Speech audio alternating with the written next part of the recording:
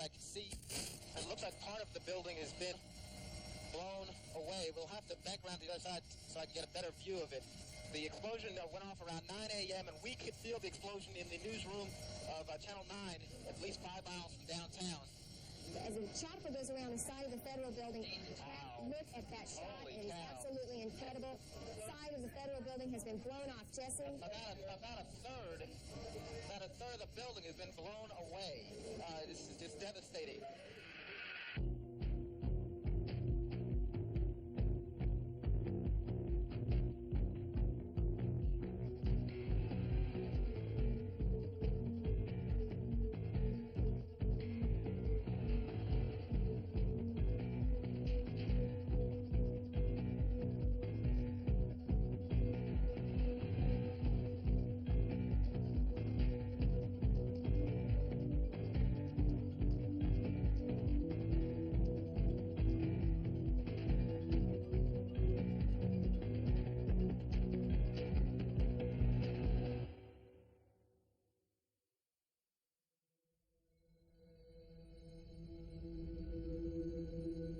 That morning, I was not in my office. I was at a fundraiser about 30 miles away. We had a 9 o'clock start when all of a sudden my phone went off. And I was told that there'd been some type of an explosion at the Murrah Building.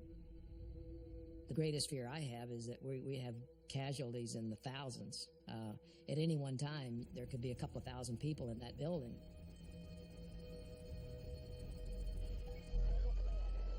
I was assigned to the Oklahoma City Police Tactical Team at the time. And we immediately started working our way towards the building. There were several vehicles on the north side of the building in a parking lot, and all of them were burning. The black smoke was billowing up.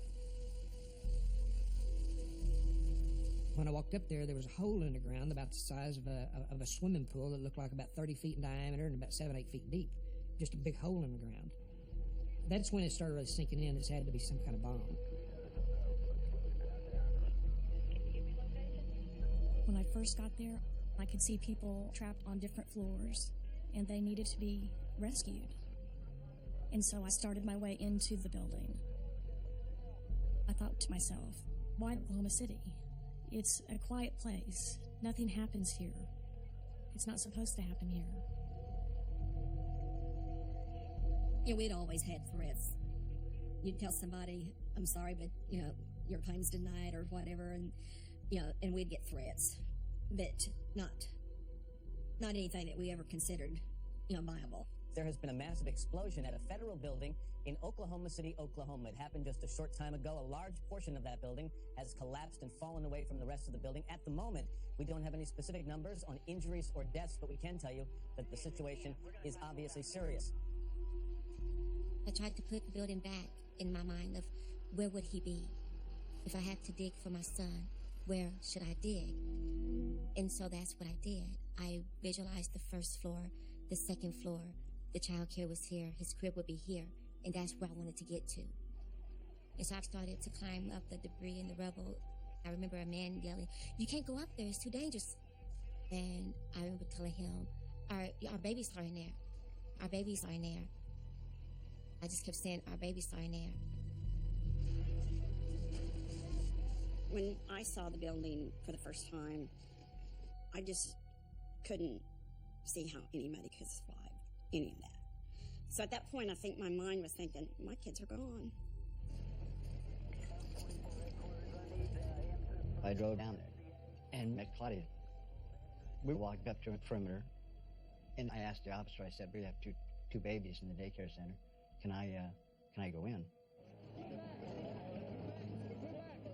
I could see people that are covered with blankets, towels, whatever, that are gone. And I'm praying that one of them is not a small child.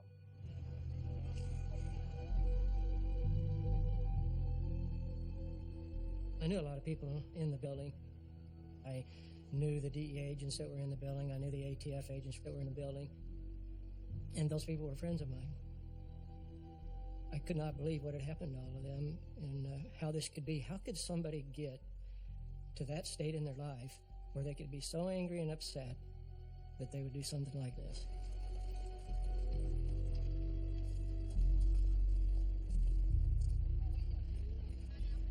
Who started the war? And who was the aggressor? That's how I look at the Murrah bombing. To me, it wasn't the start of a war, it was a counterattack. The war had already been started. You guys think you can be ruthless? Let's see how you like it when the fight is brought to you. If you continue with shit like Ruby Ridge and Waco, this is what's gonna happen.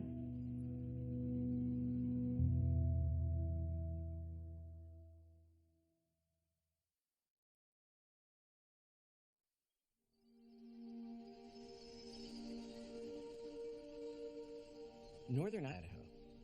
It's a remote place. It's a predominantly white place. And it's the kind of place where everybody sort of minds their own business. In the 1980s, a lot of extremist groups found a sanctuary there.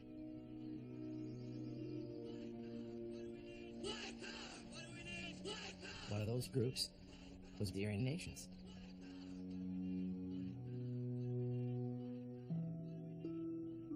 The Aryan Nations had established itself in Hayden Lake as a sort of headquarters of hate, radical right-wing hate. We, the white race, lost the war. A plague known as Jews won the war, infiltrated our bloodstream of our race in every country in which we reside. Richard Butler, like many far-right people at the time, held that the federal government was in the hands of the Jews. And the only way to save America was to assert your Christian sovereignty, your white Christian sovereignty. Every major city in the United States is now non-white, following the catastrophic destruction of our race in the so-called Civil War, or the war between the states. America shall again become white and Christian. There'll be a lot of blood running one day. I don't advocate it. I don't want it. But it's going to come as sure as day follows night, and night follows day. In the 1980s, in America, the white race was becoming the minority race.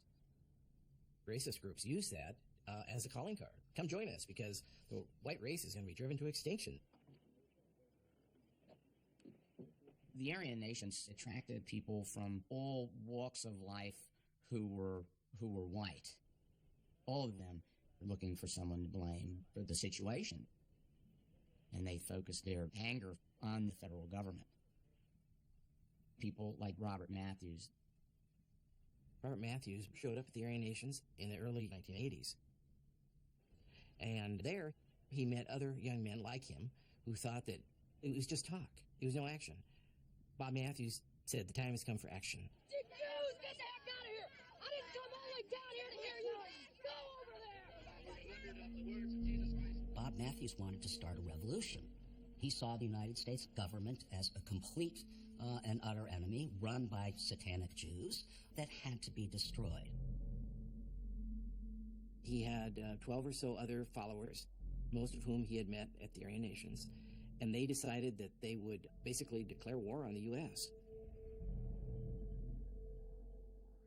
As Bob Matthews was formulating a plan for his organization, he discovered a book called The Turner Diaries, written by a racist named William Pierce. It was a fictional account of a group of patriots that came together in a very small number, much like what Bob was planning to do, and overthrow the United States government. And as Bob read this, he thought, this is us. This is the plan we need to follow. Unit 8 will secure a large quantity of explosives, between 5 and 10 tons. We will then drive into the FBI building's freight receiving area, set the fuse, and leave the truck. The Turner Diaries culminates with these anti-government resistors blowing up the FBI headquarters in Washington, D.C. It had this electrifying, energizing effect on all kinds of people in the radical right.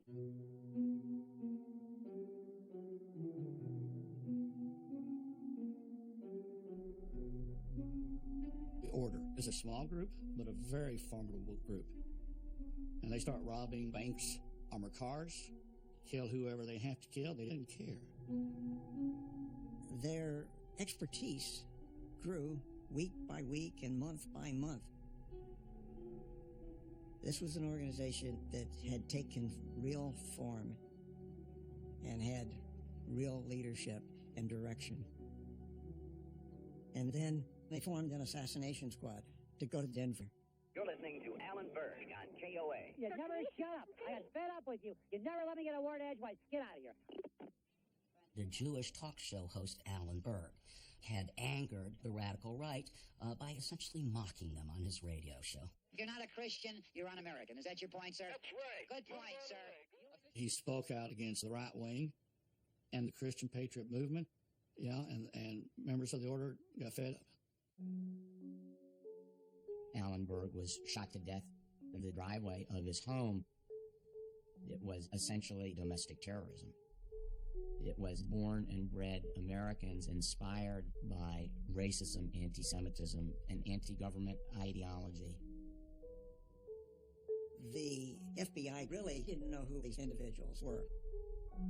But a great break happened for us when Bob Matthews decided they're going to take down a Brinks truck that's carrying multiples of millions of dollars. So they do. A very brazen daylight robbery right out on a highway. They take this thing down. Bob Matthews is in there. He's clearing out money, and his pistol falls out of his waistband. And we get that pistol.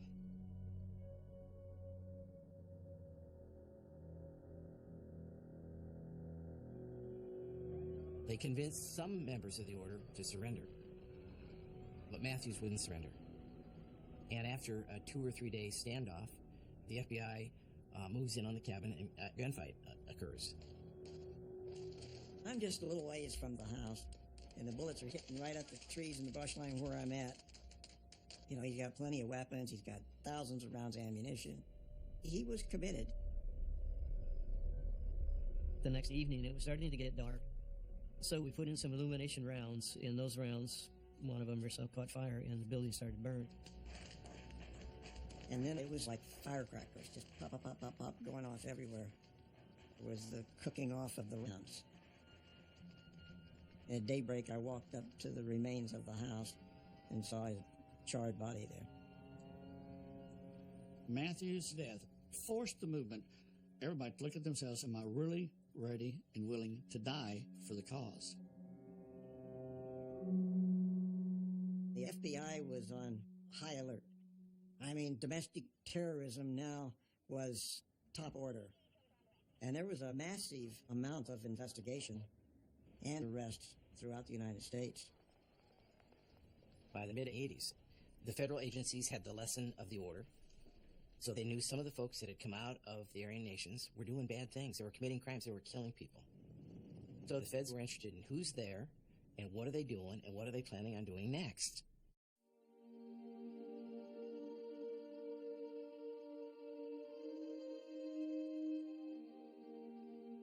Randy Weaver was a person with white separatist beliefs who moved his family from Iowa to Boundary County, Idaho, to a place called Ruby Ridge. They were 50 miles or so from the Canadian border. They had no electricity, no running water, no indoor plumbing. We're talking about a cabin made by Randy Weaver and his wife on a mountaintop. These are people that want to be left alone. The Weavers were deeply religious, and they wanted to live in a style they believed was Old Testament Christian. They were really imagining this fortress, this place where they could really separate themselves from a corrupt and dangerous world. I don't know that Randy Weaver knew at the time that they moved to Ruby Ridge that they would be so close to the Aryan Nations compound, which was just 60 miles south. But they started showing up. At first, it was purely social. They attended family picnics, those kinds of things. But as Randy began to interact more with them, he bought into the message, the anti-government message. The movement is growing all over the world. Good men are coming forth. Men with iron wills who are determined that their race is not going to die and become extinct. By the time Randy Weaver started showing up at the Aryan Nations, It was just after the whole Matthews episode, and unfortunately for Randy Weaver, the feds were listening. They had lots of events there designed to potentially recruit hardcore folks into the compound. And it was at one of those meetings that Randy Weaver was spotted by an undercover federal informant. This guy got next to Randy Weaver and learned that he was, clearly a racist, that he wanted to live his white separatist lifestyle in North Idaho, but that he was having trouble putting two nickels together, and that he was interested in some income. And one thing led to another, and pretty soon Randy Weaver agrees to saw off some shotguns. In my opinion, the ATF pretty much entrapped him into making these shotguns illegal by cutting off too much of the barrel, and then comes out and wants to arrest him over it. They figured if we arrest this guy on federal firearms charges, maybe he can lead us to other people that are doing more dastardly things.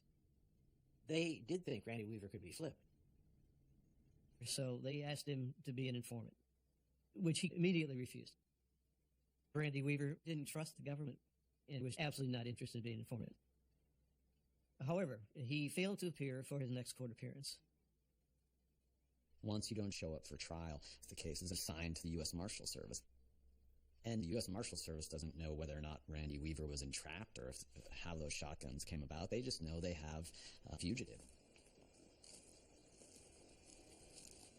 The marshals brought in their special surveillance team, and they kind of skunked around the property, trying to find a location to take him into custody without a problem. Well, this is the approach from the east. One of the things that they decided to do was to have motion-activated cameras placed near the Weaver cabin. The tape showed that Randy Weaver was there with his wife and his children and a man named Kevin Harris, and that they frequently were armed. They have to be shaking their heads. What are we going to do? We go up there, and he's going to shoot us, and we're going to shoot back. On the day of the shooting, the marshals had a 6-man team. They divided into 2 elements, and one element of 3 went up on the mountain to have a visual on the cabin itself. The other element was on the ground closer to the cabin when the Weaver's dog caught the scent of the marshals and went after them. All we know at that point was there was a shootout. Who shot who first is still subject to, interpretation. But when it was all said and done, 14-year-old Sammy Weaver's dead, the dog's dead, and so is Federal Marshal William Deegan, killed on the property of white separatists. The FBI had every reason to think when they're dealing with Randy Weaver, they could be dealing with another Bob Matthews.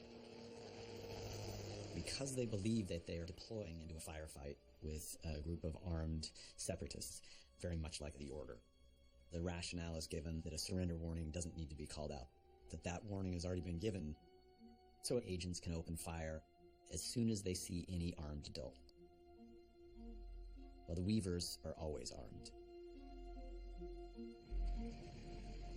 I got there, and there were trucks and jeeps and all kinds of vehicles, even armored personnel carriers.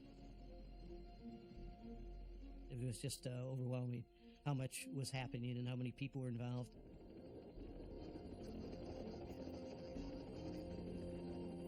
Where we were, at the roadblock, it was out of view of where this base operation was occurring. But there were, an assortment of law enforcement people going across this little bridge. Neighbors and friends of Randy Weaver and reporters from all over the country started gathering, trying to get information. We can tell you something. We will post a blog about Washington, D.C. We were down a good 2 miles or so from where the actual cabin was. So we had no clue as to what the FBI had in mind.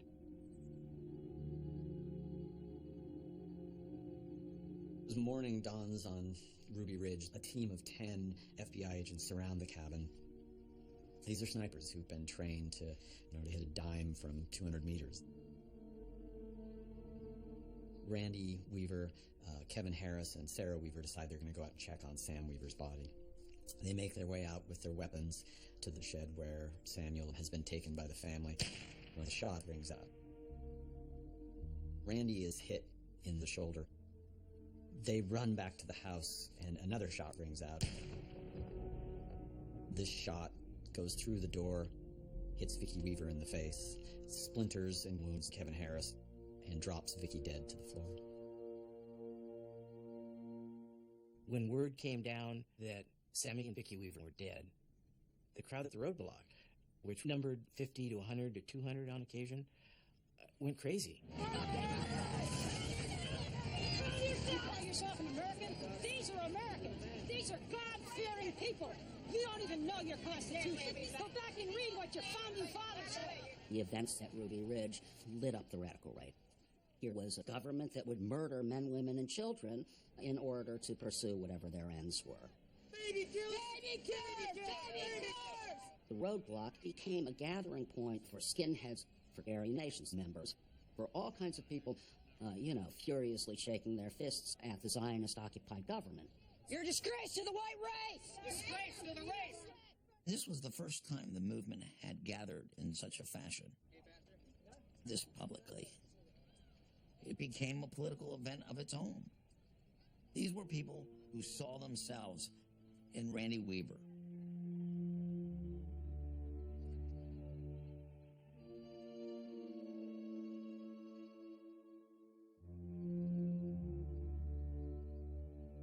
You look at what happened and how many times it could have been averted and avoided.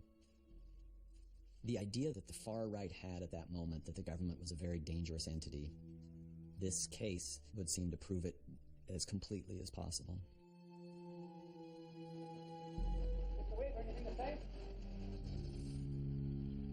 Ruby Ridge, more even than Robert Matthews in the order, became a central calling card and rallying card for the far right. For them, the government was after Weaver's guns and his religion. And guns and religion became the twin pillars of the white supremacist movement. In late summer 1992, after Ruby Ridge, several members of the extremist movement saw that as an opportune moment to sort of gather everybody together and let's raise hell about this. One race, one vote, one nation, one people, one homeland. We're going to have it. Louis Beam, a former Grand Dragon of the Ku Klux Klan, he said, now is the time for you as an individual to commit overt acts of anti-government violence. Essentially, anybody representative of government or law enforcement was a fair and reasonable target. The government is an enemy of the people. And in this war, it's an all or nothing. We either going to win as the white race or we're going to lose.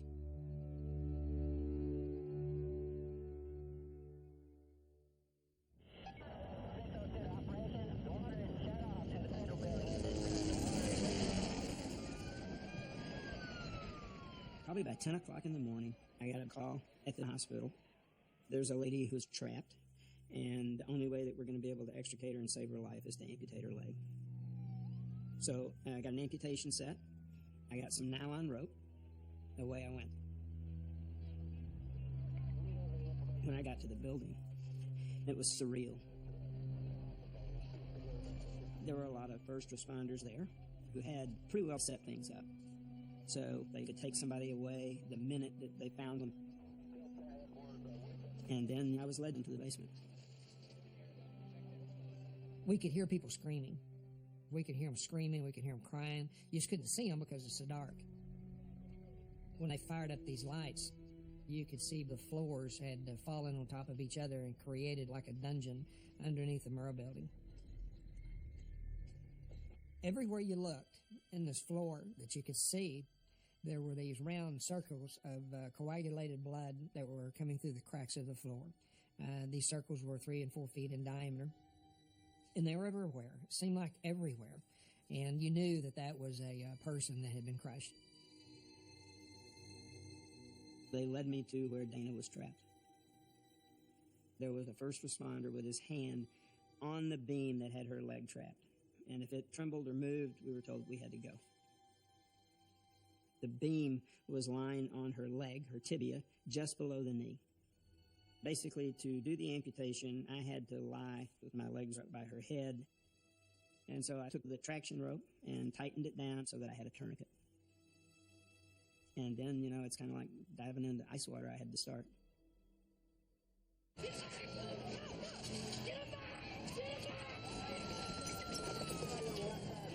Just as I got up to where the barricade was, this incredible scare went through the crowd. Someone was yelling they thought they had discovered a second bomb. Get back, get back. They start screaming at us, get out of this building. We have just found another device. And of course, everybody's heart sinks because we've got people still alive in here. I was on the 8th floor. My eyes were in pretty bad shape. 2 of my friends worked their way over to me and said, "We've got to get out of here."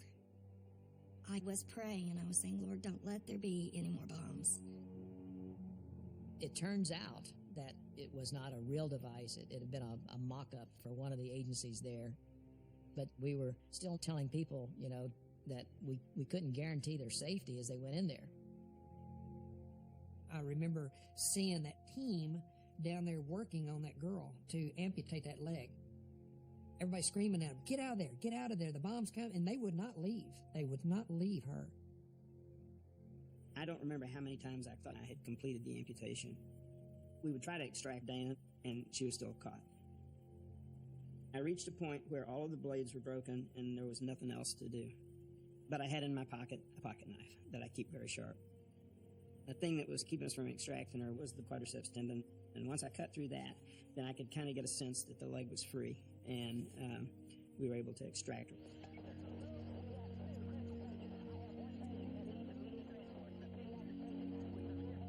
When I got out of the building, I sat on the curb waiting for an ambulance. I couldn't see anything, but I could hear people yelling, people screaming, sirens in the background. And I thought, what crazy person did this? Who has come in here and done this terrible thing?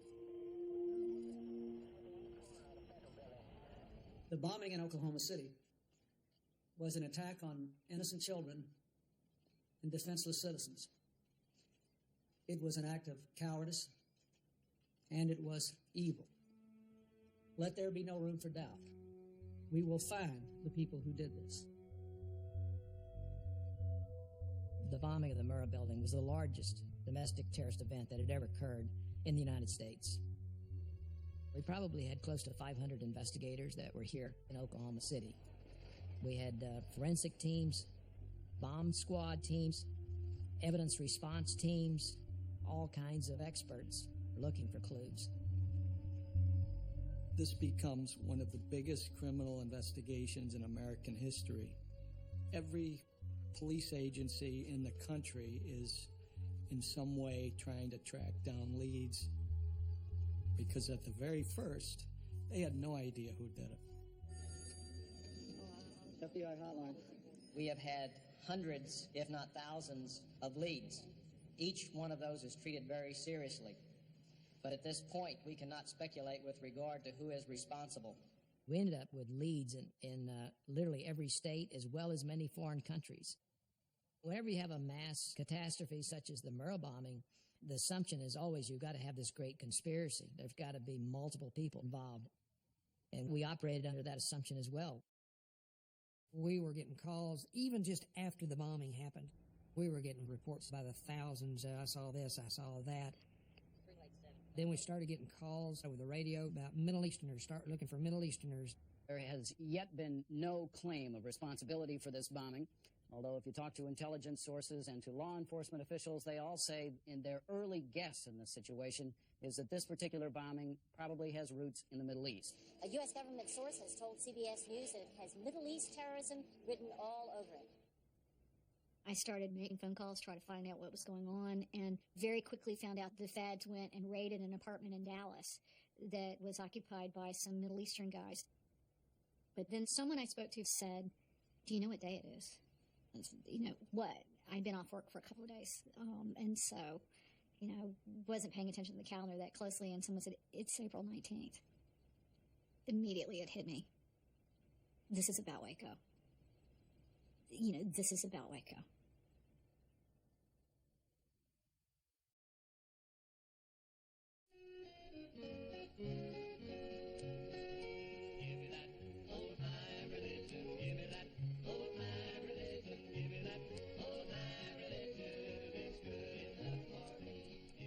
Branch Davidians had been in Texas for over 50 years by the time that most people outside of Waco had ever heard of them. They were an offshoot of the Seventh-day Adventist Church. They found a place just outside of Waco, called it Mount Carmel, and set up this community. In the late 80s, a young Davidian named Vernon Howell had a revelation that God had chosen him to be their leader. He changed his name to David Koresh and began preaching his vision of Armageddon out of the book of Revelation. So how's God going to talk to me in the latter days? And who's going to bring that book? So there'll be no excuses.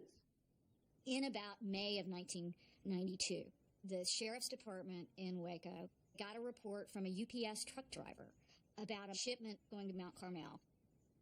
There was a box that fell apart, and some pineapple grenade hulls came out of the box.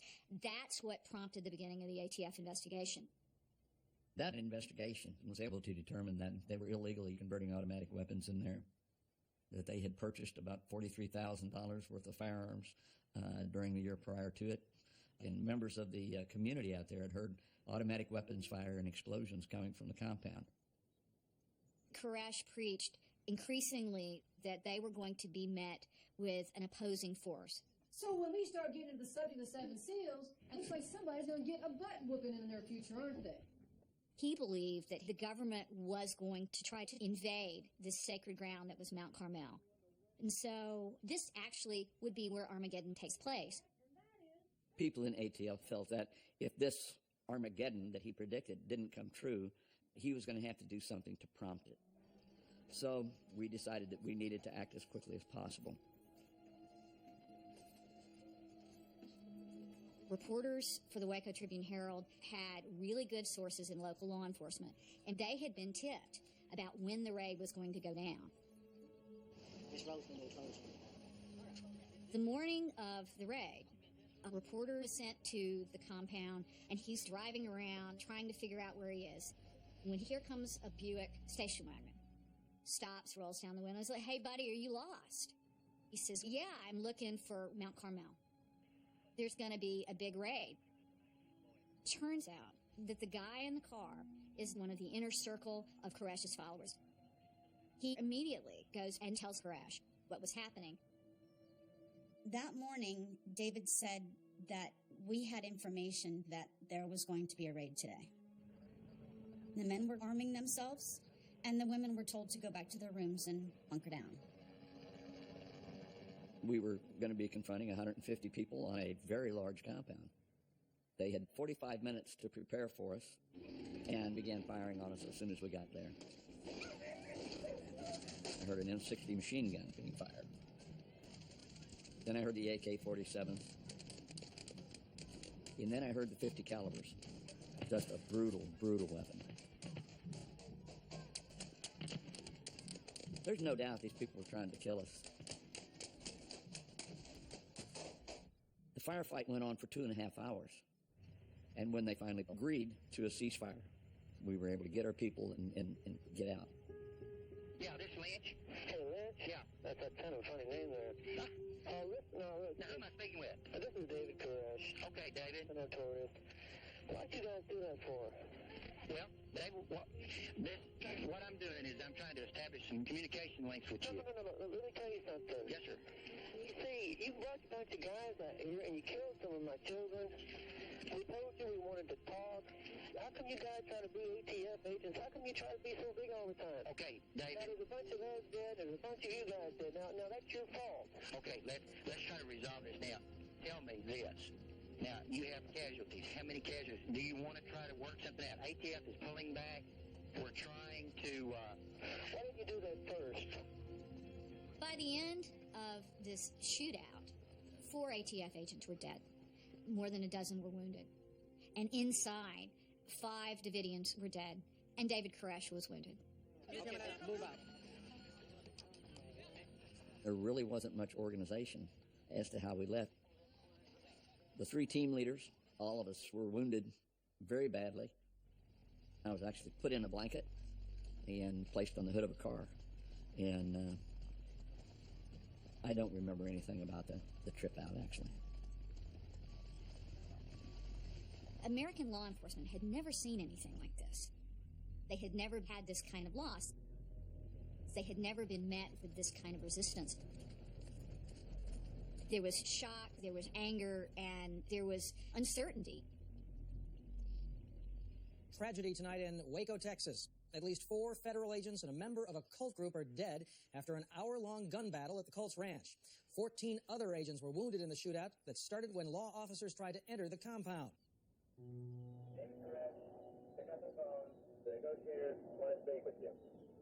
The tactic from the very beginning was trying to negotiate a resolution.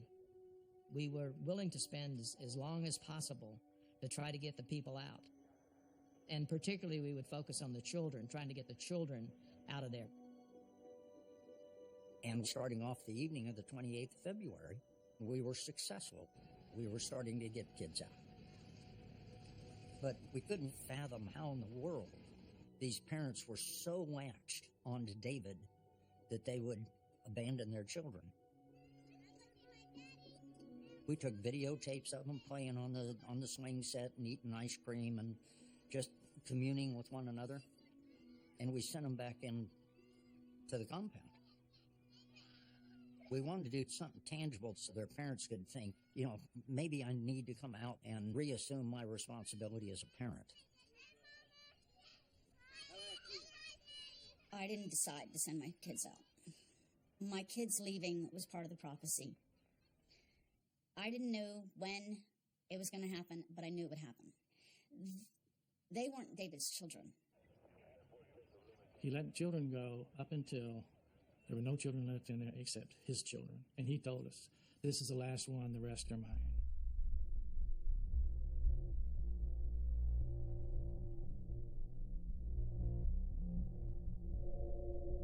The negotiators needed a different way to approach the situation. And so it was proposed to Koresh that he make a recording that could be broadcast to bring his message to the world, if he would agree to lead his people out. Koresh agreed to do this. Okay, here we go. We're going to the tape of David Koresh.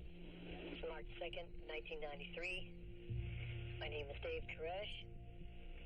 I'm speaking to you from Mount Carmel Center. In the book of Revelation, commentary states that what John has written in Scripture is nothing other than the revelation of Jesus Christ, which God gave to him to show to his servants things which must shortly come to pass. They're bringing in buses, they're bringing in all sorts of people who are going to help process the folks coming out of the compound. They were convinced that he was going to come out. We were at such a high level thinking that this thing was going to end. We were high-fiving each other. Then all of a sudden, everything just stopped.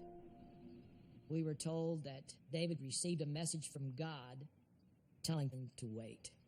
You went back on your word. That is a lie. That is not a lie. That is a lie. And you will find out in the judgment. You know as well as I do that your challenge to open these 7 seals, it's garbage. It's a false hope. And you know it's not.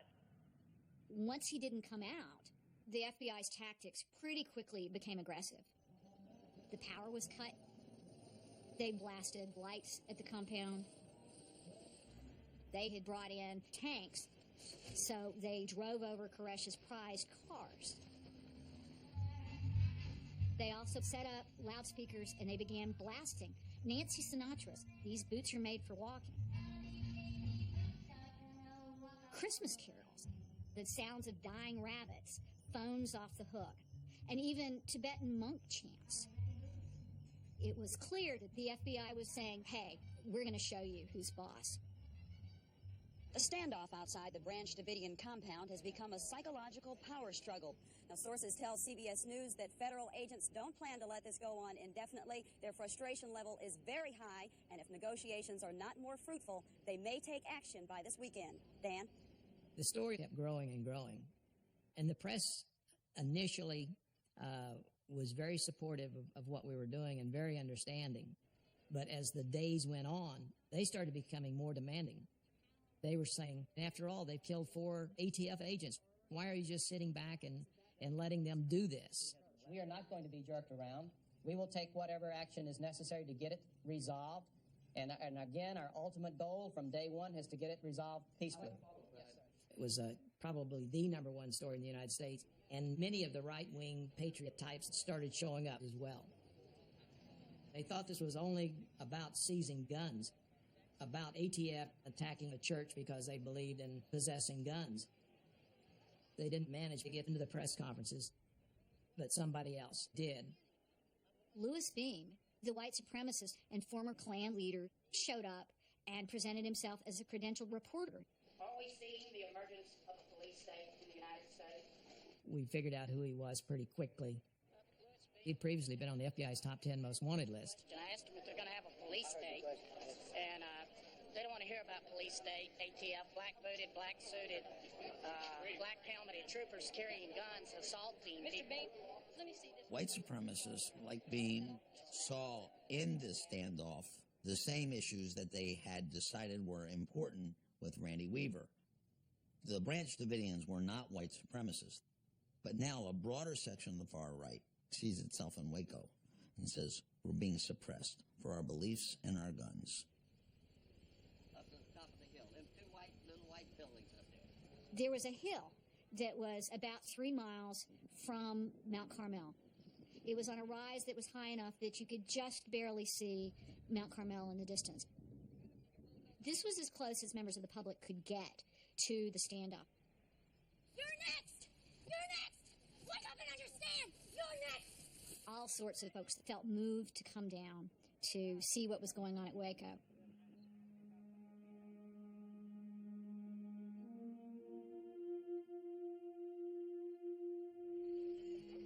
Just arrived today.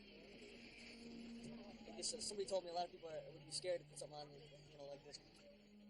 Timothy McVeigh had already apparently been very concerned about what had happened at Ruby Ridge. So he came down to Waco and sold bumper stickers with pro-gun, anti-government slogans. He saw the raid as clear evidence of what the government would do to try to confiscate guns and persecute gun owners. Tim McVeigh loved guns. When he was a kid, his grandfather taught him all about guns, the safe handling of guns and the rights of gun owners. They would go out and shoot together, go to target practice. He just loved guns. And the whole belief about a man owning guns. Pendleton, New York was white suburbia. It's near Buffalo. It's where generations of the McVeigh family had lived. Growing up, Tim loved superheroes. He had a huge comic book collection. He liked Soldier of Fortune magazine. And he hated bullies. Tim was very skinny and tall, and in high school, he was known as Noodle McVeigh. That was the beginning of a lifelong hatred of bullies. After high school, he went into the Army. He just couldn't seem to find the right path to a career. But the other reason was he loved guns. It gave him access to all kinds of guns and other weapons, and he was like a kid in the candy store. I was a bit of gun enthusiast, and so you can't go wrong both brushing up your skills and hell, the Army is free ammunition. So I wanted to get out and experience the rest of the world. I wanted to get out of my isolation of Pendleton. The Army provided Tim McVeigh with a place where he fit in. He was the top gun at Fort Riley in his Bradley fighting vehicle. His supervisors took notice of him. He was a leader in the Army. And then he goes over to Iraq for the first Gulf War. It was in the war that McVeigh first started to become disillusioned with the military and the United States government. When he killed Iraqi soldiers, he didn't feel the exhilaration that he thought he would. He took a very, very long sniper shot and killed an Iraqi soldier. And he described seeing some man's head explode. And he could not see the reason for it. He could not really understand what the United States was doing there. My overall experience in the Gulf War taught me that these people were just that. They were people. They were human beings. At the core, they're no different than me. Then I had to reconcile that with the fact that, well, I killed them. He's truly conflicted. He sees the American government as a bully. But they summon him home for Ranger School, Special Forces, and he was willing to put aside his anti-government views in order to become, the ultimate soldier. But he's not in top-notch physical shape, and to his embarrassment, washes out of Ranger School. And the disillusionment compounds itself. He stayed around the Army for a few more months, but his heart just wasn't in it anymore. He went back home, and he thought it would be easy to get a good job because of his Army experience, but he found that it wasn't. Failure was eating at him. He told us that I feel like I reached the pinnacle in the Army, and then after that, everything was just mediocrity. He becomes more and more disaffected. He becomes more and more strident. He began, paying attention to the really far-off conspiracies like the United Nations was going to take over the United States. And he totally bought into them. And he also becomes very influenced by the Turner Diaries. He becomes just gripped by this novel. He was really interested in this character, Earl Turner, and his anti-government views, and his feeling that you needed to take drastic action to make the government take notice. And then Ruby Ridge happened. And Ruby Ridge absolutely enraged McVeigh. He felt it was murder. He felt it was all about attacking the rights of people to own guns. He was not happy. He wasn't getting along with his family. He didn't have a girlfriend. He took his old beat-up car and essentially began an odyssey, traveling around the western parts of the country, kind of absorbing more and more and more of this ideology. And probably the single most important place where the ideas of the radical right were spread were gun shows. Gun shows were sometimes more than just gun shows. The anti-government message, which cloaked itself in the paraphernalia of patriotism, was promoted and peddled at gun shows all over. There were a number of people who traveled from gun show to gun show, selling and trading, and Timothy McVeigh became one of these people. And in the process, he met white supremacists and talked to them. He sold the Turner Diaries. He became embroiled in the larger movement. And then he shows up at Waco. He can't believe it that, American citizens are being held there by government agents. And it rivets his attention. Who were the aggressors? Koresh wasn't given in, that's true, but the FBI were the aggressors, okay? Everything they do exudes that they are at war. They're a military force at war. Thing is, who are they at war with? Well, they're at war with the American people. In Waco, Texas, the 40th day of the siege at David Koresh's compound is ending just like the other 39, with Koresh and his followers on the inside, federal agents outside, waiting for something to happen. David Koresh, pick up the phone. The negotiators want to speak with you. As the negotiations continued, the productivity of those negotiations diminished. Mainly, I think, because David was done sending out the people that he intended to send out. Those of us that left were leaving because we were not good for the group. We were not going to help the group ascend. So we were kicked out. The last person came out of that compound on the 21st of March. The last child came out the 5th of March. We were in a very difficult situation. So, you guys, you do it your way, I do it my way.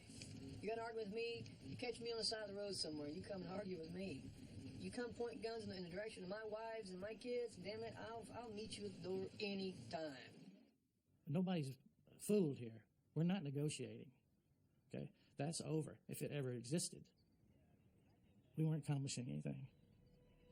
We were just in a situation, all it could do is grow worse. more and more people within the Bureau began to come around to the idea that they needed to do something to force Koresh's hand. So the FBI went to the Attorney General, Janet Reno, with a plan to use armored vehicles to knock holes into the building and spray in tear gas. Initially, she refused it. She asked for more information. So the FBI went back with testimony from former Davidians of child sexual abuse going on in Mount Carmel. And she saw the videotape evidence of these young girls with these babies, and it confirmed to her that this was going on. At that point, Janet Reno approved the plan.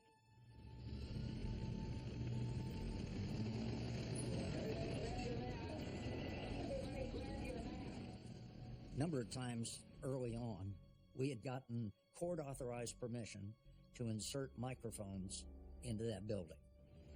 That morning, we couldn't hear anything live because there's too much noise, too much ambient noise.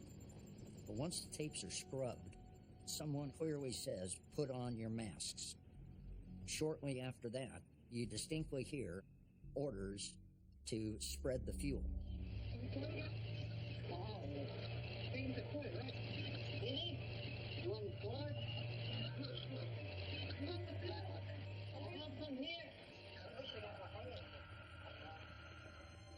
All the while, our guys were inserting tear gas.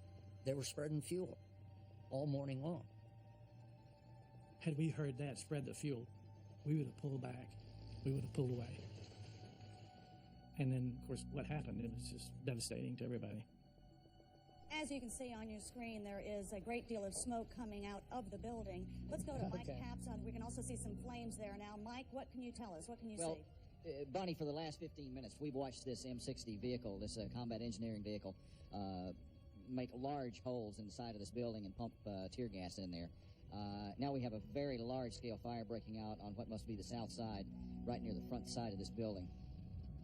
I went out to the roadblock and was looking through a friend's television camera and noticed little tiny licks of flame, first out of one side of the building, then out of the other.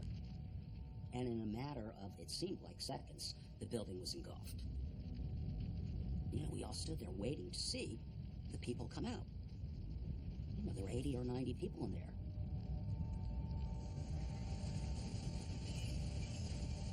As that fire continued to build, a few adults came out. One of them jumped out of the second floor window, and then she ran back into the fire.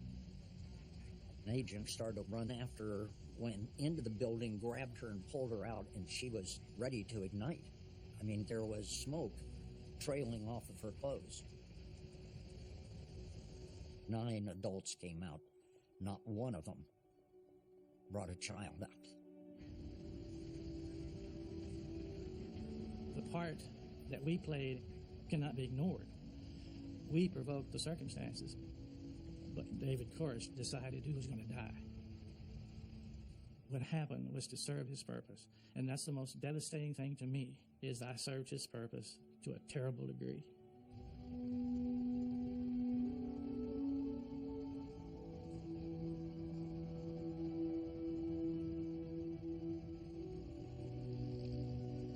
When I saw the fire, all I could think about were the children in there. The parents had made their own decisions, but those kids didn't make any decisions. I literally bawled when I saw it. It was Armageddon, just like he said it would be.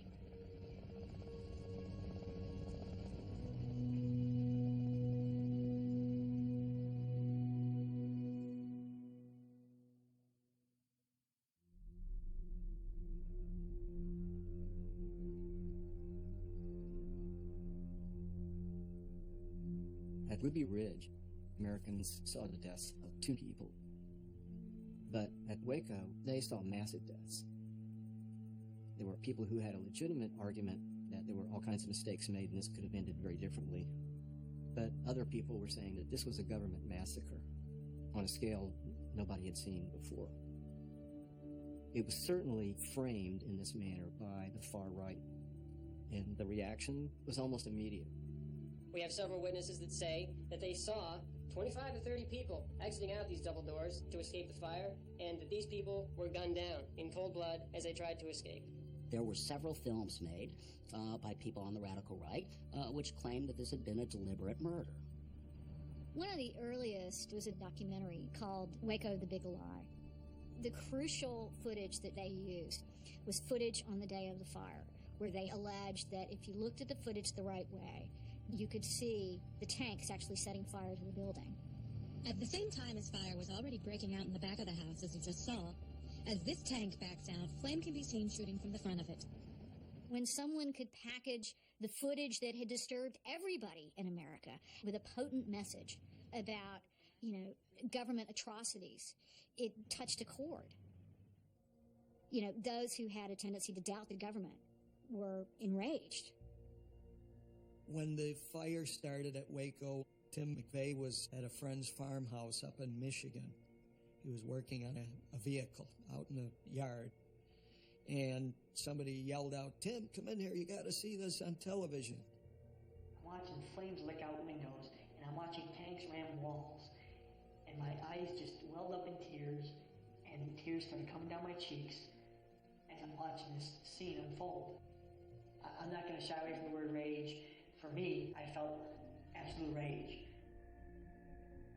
For Tim McVeigh, it was all happening because of the U.S. government, the biggest bully in the world. And then just a few months later, the Brady bill passes. It has a ban on several assault weapons, long overdue.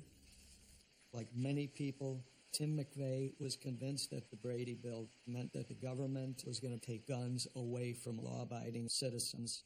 Ban on handgun ownership and restrictions on possession of handguns by minors. The beginning of reform of our federal firearms licensing systems.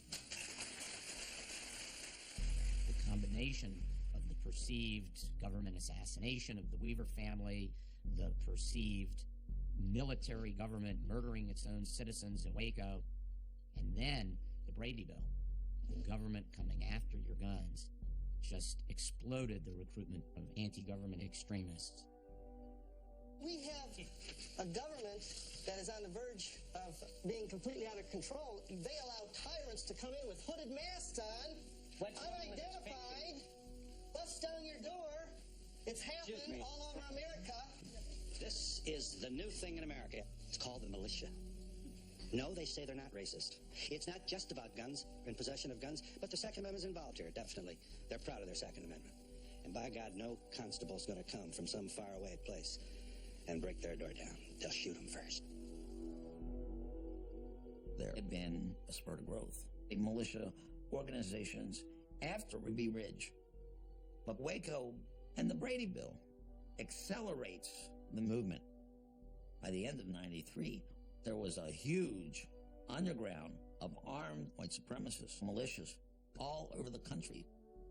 All of them dedicated to resistance to the federal government.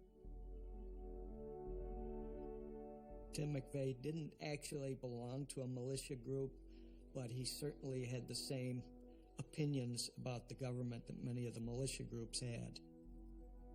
For Tim McVeigh, it was all part of a massive government conspiracy. All these events, they were all connected.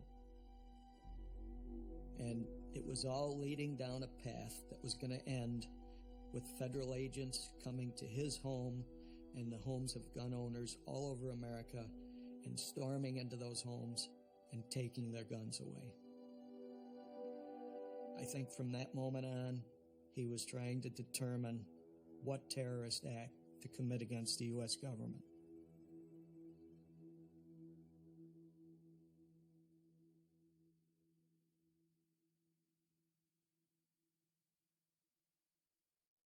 My day's work started a little before 5 o'clock yesterday when I began helping Ed Sanders mix heating oil with the ammonium nitrate fertilizer in Unit 8's garage. Tim McVeigh had read in the Turner diaries of how generally you could build a truck bomb. He found other articles that told him exactly how to build a truck bomb. He wanted to do what Earl Turner did. Take down a government building.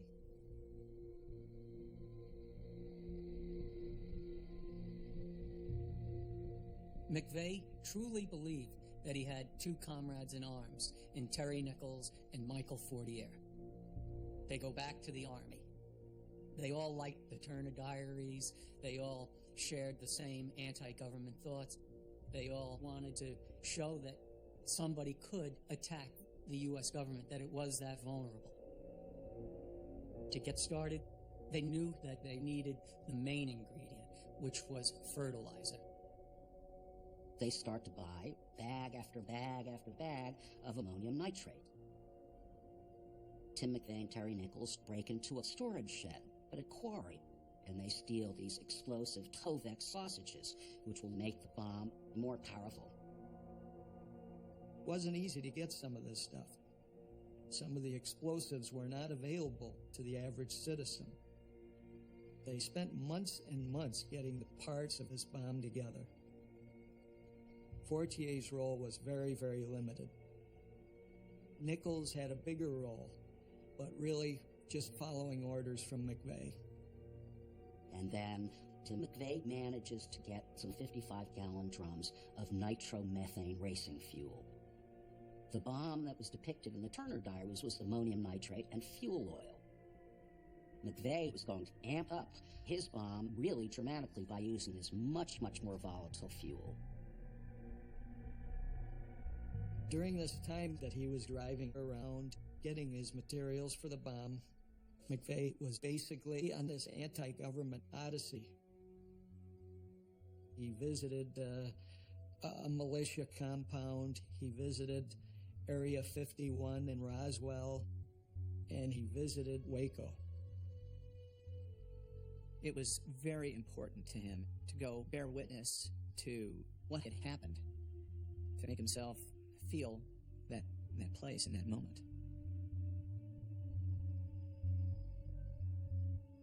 It was also around this time that he and Fortier and Nichols began selecting what was going to be the target of their bomb. They went to Little Rock, Arkansas. They went to Tulsa. They went to Dallas. They picked the Murrah Building in Oklahoma City, in part because the ATF, who had conducted the raid on the Branch Davidians, had an office in the building. They thought it was appropriately symbolic that they would go after somebody who was directly connected to Waco. The Murrah Building had numerous federal offices. It had HUD, it had the ATF, it had general accounting offices, it had military recruiters, the Social Security Administration, the DEA was in there, and there is some question as to whether or not McVeigh knew there was a daycare in there, but he also kind of indicated that it wouldn't have made the difference anyway. Michael Fortier began feeling uneasy about doing this. He suddenly visualized what was going to happen. He points out that there were probably going to be innocent people inside that are going to die. McVeigh told him there has to be a body count. He said the government is not going to sit up and take notice unless there's a body count. They can always build a new building, but a body count will get their attention. From a military perspective, to get a message across, you need to hurt them where they hurt the most. The only way they're going to feel something, and the only way they're going to get the message, is with a body count. Tim picks April 19th for the bombing because it will be the anniversary of the fire at Waco. On Easter Sunday, 3 days before, Tim McVeigh calls Terry Nichols and says it's time.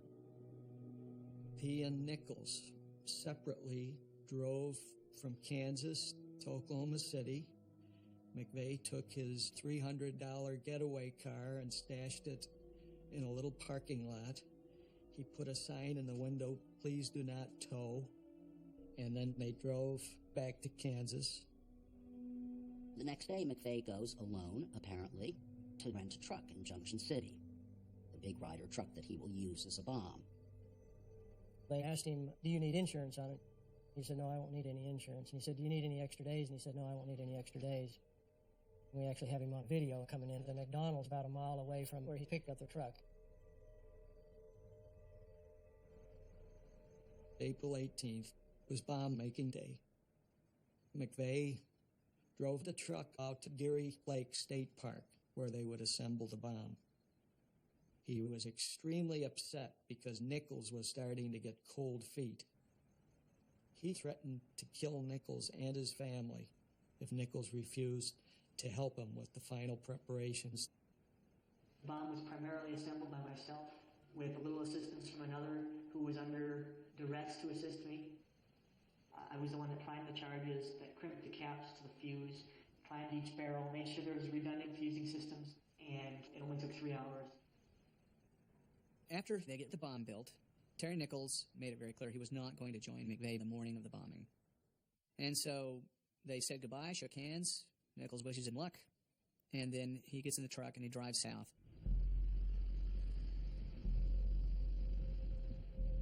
He was nervous as he drove into Oklahoma City, but I don't think he ever second-guessed himself. I don't think he ever thought for a minute that this was the wrong thing to do. When he got close to the building, he pulled the truck over and lit 2 different fuses leading back to the bomb. The last video that we have of him was at 8:57 in front of the Regency Tower Apartments. At that point in time, he was about a block and a half west of the Murrah Building. As I was driving past, I noticed this yellow Ryder truck pulled into the loading zone in front of the building. A young man got out of the truck. He had a military haircut and a T-shirt, and I thought, well, okay, that's a sergeant or something checking into the command, but what in the world is he doing going away from the building? I walked very slowly toward the YMCA. Once I got in the blind alley of the YMCA, I did jog because I knew nobody was looking.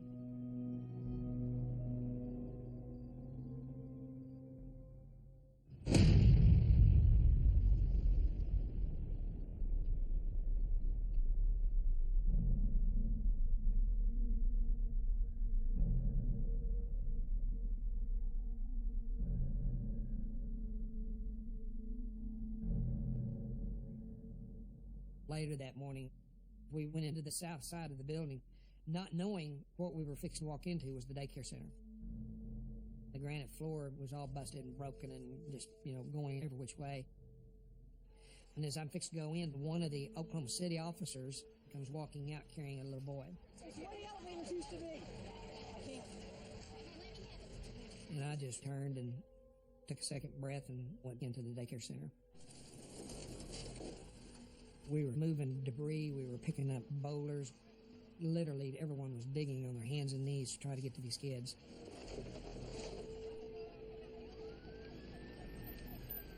The children were coming out one by one. Brandon was severely injured. So was Nakia. Rebecca just seemed to me, it just seemed as though she was just dipped in blood. And the next baby that they brought out, they went to lay this baby on the ground. They had these perfectly folded white sheets. And they would bring another one out. And they would bring another one. And another one. And they laid them in a line, wrapped in these sheets. And then a nurse came, and she moved the blanket back from their feet. And she was writing things, and she tagged their little feet. And I think that's when reality, set in, that my son Tevin's not coming home. When a baby's body was carried to that building, even though one person carried that baby, we all carried that baby. And when we laid them down into that makeshift morgue and lined those children up out there, that was really a hard thing to see, because that was all of our kids.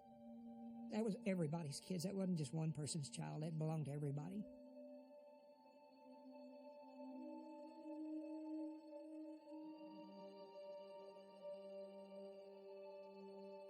The emotions that we felt and still feel to this day from what we saw was just remarkable. And the kids that survived and came through that, it's just absolutely incredible. Our children ended up at 2 different hospitals. And once we found them, we just made up our minds that Claudia was going to be with Rebecca and I was going to be with Brandon.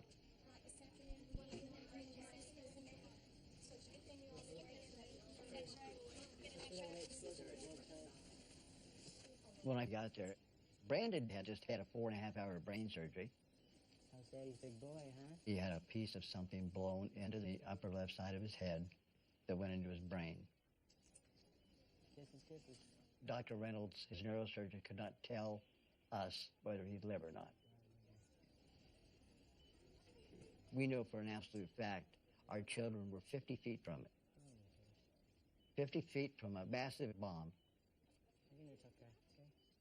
There was 5 children sitting at a table in the daycare center and 1 in the bathroom, and those 6 survived. When I saw Rebecca for the first time, the doctor said, she's going to be fine. She has a lot of cuts, bruises, and she has a broken collarbone, but she was alive. At 9:02 that day, our world ended. And then when we found our kids, our new world began at 4 o'clock on April 19th. I love you, baby.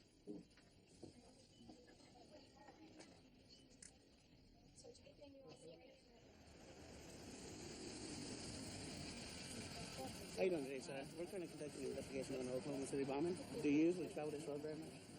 You know, we operate under the premise that the evidence leads you to where you want to go. We have to gather every bit of evidence that we can and then start trying to form hypotheses and theories as to what has transpired. You noticed a rider truck? The first real break of the investigation, which happened within hours of the bombing, was we found the rear axle of what turned out to be the bomb truck. On the rear axle assembly, there's what's called a confidential vehicle identification number, which was PVA 26077. I'll never forget that number. We were able to trace that number to a Ryder truck assigned to Elliott's Body Shop in Junction City, Kansas. We immediately deployed special agents to that Ryder truck rental shop. We learned that it had been rented by a gentleman with a South Dakota driver's license by the name of Robert Kling. We had 3 principal witnesses there inside the truck rental. They described a military-type person, about 6 foot tall, thin, close-shaven. They also believed that there was a second person with him. So we call these John Doe number 1 and John Doe number 2. Our agents flooded the area of Junction City. One particular agent went to the Dreamland Motel, and he asked the manager, has anybody been in here with a Ryder truck? She said, yes. I had a customer who stayed here in room 25 that had a Ryder truck parked at the motel, and I last saw him on Tuesday morning, April the 18th. After talking to her about the Ryder truck, they show her the sketch, and she recognizes it. She pulls out her records, and for all of McVeigh's planning, he apparently had a moment of weakness, and he signed his own name to the register. So that really got us. We wanted to know who Tim McVeigh was. So what we did was go into the National Crime Information Center and run an offline search and try to find out if anybody named Tim McVeigh has been arrested anywhere in the United States in the recent past. It turns out that a highway patrolman has arrested someone by the name of Timothy McVeigh. He was heading off toward Kansas in this old Mercury Marquis. He got on the interstate, and a state trooper pulled him over because he had no license plate on the back of his car. The trooper then notices a bulge under the driver's jacket and says, is that a gun?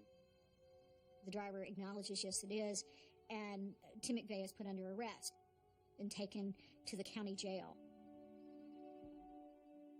The T-shirt he is wearing says, Sic Semper Tyrannis, thus ever to tyrants. It was what John Wilkes Booth shouted when he shot Lincoln. For 2 days, McVeigh languished in the jail, and nobody really knew who he was. Other than the fact that he was illegally carrying a weapon, the police had no suspicions about him. We called up the courthouse there and learned that Timothy McVeigh was just getting ready to appear before the judge and was about ready to be released. So we said, put a hold on him. We're on our way. 2 federal agents interview him in the Noble County Sheriff's office. And the agents start by saying, "Do you know why we're here?" And McVeigh says, "Does it have something to do with the bombing?"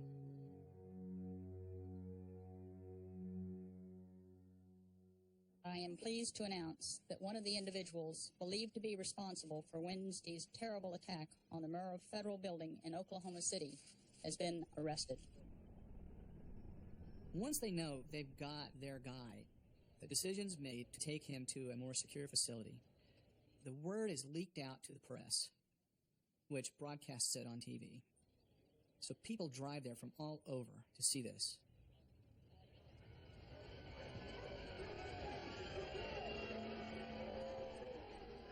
I and the rest of the country saw Timothy McVeigh for the very first time.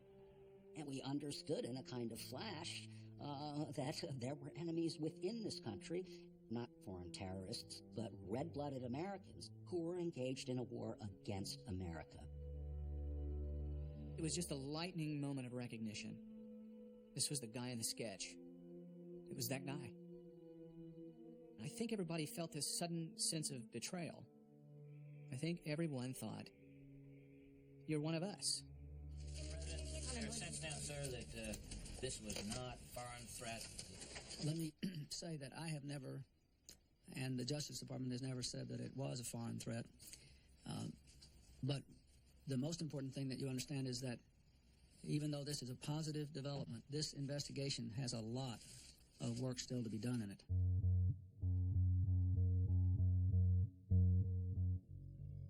The capture of Timothy McVeigh really just launched the investigation. The circumstances obviously indicated that he was directly involved, but, to what extent? His driver's license had an address in Decker, Michigan. We dispatch agents to that location, and we find out that the gentleman there by the name of James Nichols had a brother, Terry, presently residing in Harrington, Kansas. We end up executing a search warrant on Terry Nichols' home in Kansas. And that search warrant was a gold mine. In there, we found a receipt for 2,000 pounds of fertilizer. We found a cordless drill that turned out to be a key piece of evidence. But probably the most important piece of evidence that we found was a calling card in the name of Darrell Bridges, who shared the same address in Decker, Michigan. There were 685 calls made on the calling card. We determined where every one of those calls was placed from, the duration of the call, and who the call was made to. So we saw many calls to chemical companies, to barrel companies, to racetracks, all kinds of places Tim McVeigh and Terry Nichols were contacting to try to acquire bomb components. We also found out about Michael Fortier through the calling card. He knew more than we did about the bombing. He knew, for example, that Tim McVeigh, when he was staying at their house in Kingman, had taken all these soup cans down from the kitchen and showed Michael Fortier's wife exactly how he was going to construct the bomb inside the back of that Ryder truck. Last night, Timothy McVeigh was charged in the bombing of the Murrah Federal Building here in Oklahoma City. 2 brothers, James Douglas Nichols and Terry Lynn Nichols, are currently in federal custody and are being held as material witnesses. Another suspect, whom we have identified as John Doe number 2, remains unidentified and at large. A mistake was made. The artist's conception has him with a Carolina Panthers cap on. It turns out that a guy happened to be in the Ryder truck rental shop the day before Timothy McVeigh was. His description is almost to a T. Is there a John Doe 2? Either way I could answer, it should be scary. Because, number one, if there are other people, that means they're still out there. On the other hand, if it was just me, in itself, is that pretty scary that one man could do that? That's why you can't handle the truth as the perfect line, because the truth is, it was just me.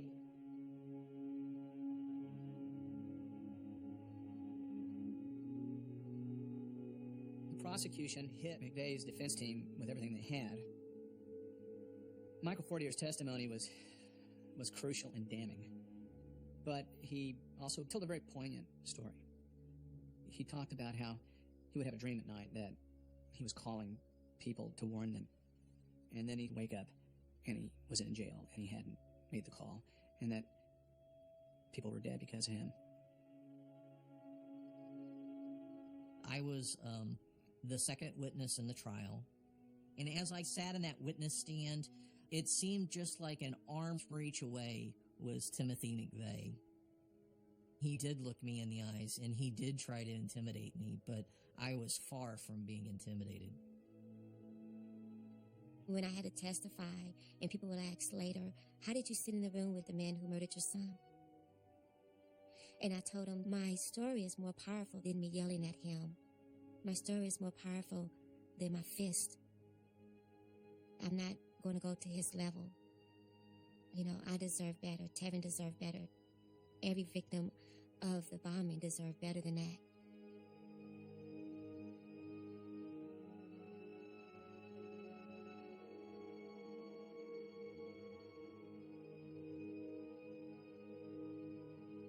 McVeigh all along wanted a necessity defense, that he had no choice but to bomb the building. He did not want to claim some widespread conspiracy which members of the defense team wanted. McVeigh wanted no part of that because, number one, it wasn't true. And number two, he did want credit for this thing he had done. And no evidence has ever surfaced that anybody but him, with a little bit of help from his two Army buddies, pulled this off. He built this bomb. He designed it. He built it. And he was proud of that. There was no massive conspiracy. That much is clear. But the idea that Timothy McVeigh was a lone killer is wrong-headed because it absolves the movement from which it all sprang. Timothy McVeigh was not on his own. He was the creation of the white supremacist movement. He carried the Turner Diaries around and read it to people. He lived at the gun shows. He met neo-Nazis and visited with them. He was part of this movement. And the idea that there was no connection between the white supremacist movement and the events in Oklahoma City is patently false. There was a strong connection, and it was a deep connection. When the verdict was read, McVeigh's demeanor didn't change at all. He didn't even blink. I think he fully expected to get the verdict, and he fully expected to get the death penalty, and he expected to die, because I think he wanted to be a martyr. He thought he was starting the next American Revolution. I think he did exactly the opposite, because he showed the human face of what it really means to attack a government of the people. We were the government. We weren't bad guys. We were mothers and fathers and daughters and sons and grandparents who had a job to do. Supposedly you don't have job satisfaction if you work for the government. I never heard that type of talk in our office. We were very proud of what we did.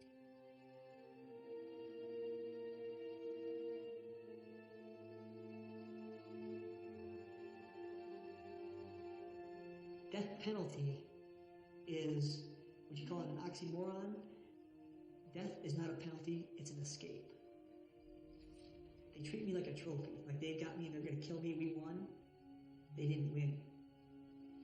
In the crudest terms, 168 to 1.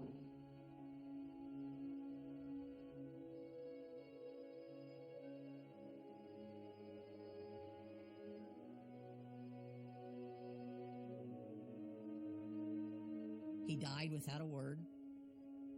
There was no pain. There was no regret.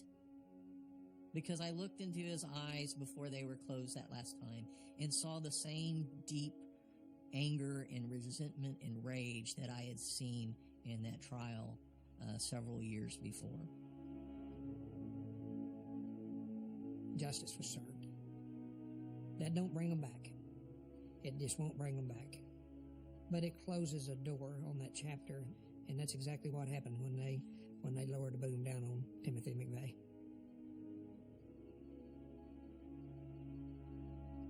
We didn't go to the execution. We had no time to worry about that. Our total focus, regardless of whatever it took, was our children and our family.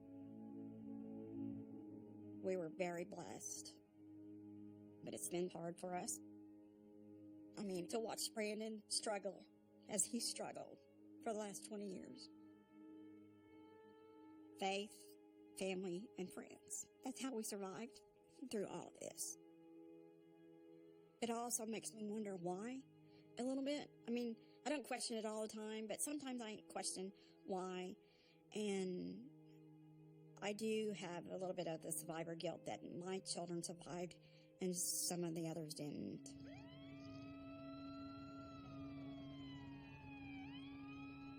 I still have hope that no one ever again becomes so enraged with hatred and prejudice and judgment that they think the only thing to do is to kill and harm other people. I have hope that through all of this, that love is stronger than any terrorist attack.